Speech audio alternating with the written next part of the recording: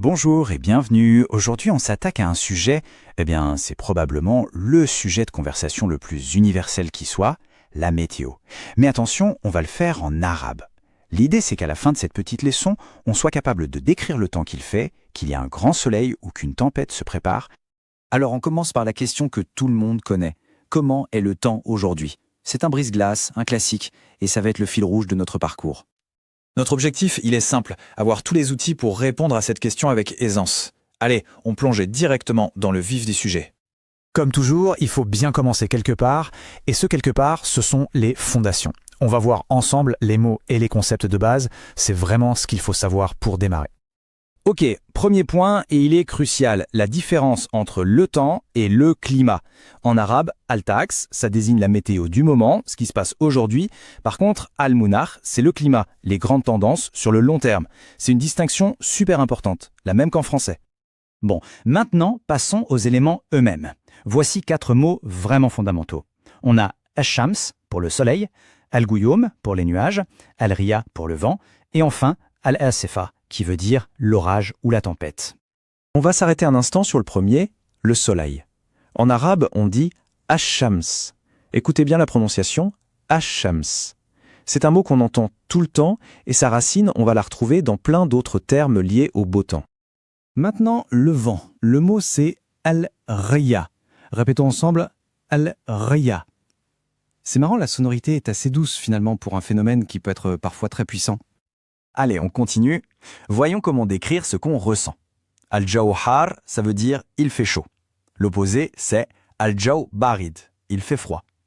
Et pour ce qui tombe du ciel, on a tumtir pour « il pleut » et tatlij pour « il neige ». Prenons « il fait chaud ». La phrase, c'est al-jaw har. C'est super intéressant de voir comment c'est construit. Jaw veut dire l'air ou l'atmosphère. Et har, c'est chaud. Donc littéralement, on dit « l'air est chaud ». Simple et logique. Et pour le froid, c'est exactement la même logique. Al-jaw barid, ou barid signifie froid. La structure est parfaitement parallèle, ce qui la rend très facile à mémoriser. Al-jaw har, al-jaw barid. C'est bien de connaître les mots, mais c'est encore mieux de savoir les utiliser dans des phrases. On va voir maintenant comment tout ça s'assemble pour former une vraie conversation. Et voilà notre question du début, mais cette fois-ci en arabe. Écoutons bien. Kaifa huwa at-taksul yawm. Et voilà la traduction. Kaifa huwa at-taksa al-yawm. On reconnaît bien at-taks, le temps, et al-yawm, qui signifie aujourd'hui. C'est vraiment la phrase clé pour démarrer. Et pour répondre, imaginez une belle journée. On pourrait dire « El-jaw mushmis al-yawm ». Ça veut dire « il fait ensoleillé aujourd'hui ». Ce qui est génial ici, c'est qu'on voit que l'adjectif mushmis vient directement du nom shems, le soleil, qu'on a vu tout à l'heure. Les mots s'emboîtent parfaitement. Et si le temps est un peu moins sympa? Voici une phrase un peu plus complète. Traduction, il y a une forte tempête dehors. On retrouve notre mot pour tempête, asifa, on lui ajoute kawiya pour dire forte, et fil harij qui veut dire dehors. Bon, à cette théorie comme ça, on va passer à la pratique. C'est en essayant qu'on apprend le mieux, alors, allons-y. Alors, c'est le moment de vérité. On va mettre en application ce qu'on vient de voir. C'est un petit test tout simple, juste pour que ça rentre bien. Regardez bien cette phrase. Al-yom, al-jaou, ça veut dire « aujourd'hui, le temps est ». Comment on pourrait la compléter avec un des adjectifs qu'on a vus? Je laisse quelques secondes pour réfléchir. On aurait pu dire par exemple « el-yom al-jaou baridun » pour « aujourd'hui, il fait froid ». Mais on aurait aussi pu dire « har » pour « chaud » ou « mushmis » pour « ensoleillé ». Toutes ces réponses étaient bonnes. Et pour finir, un petit défi à emporter. C'est un excellent exercice pour bien fixer ce qu'on a appris à faire tranquillement quand on a un moment.